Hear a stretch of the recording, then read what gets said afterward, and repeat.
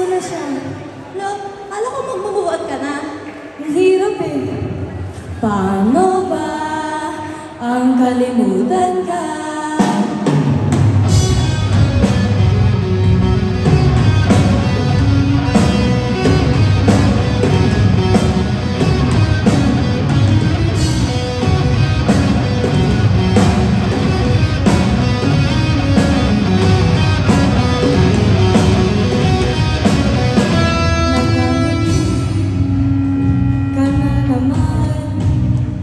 Ngunit hindi na ako ang dahilan.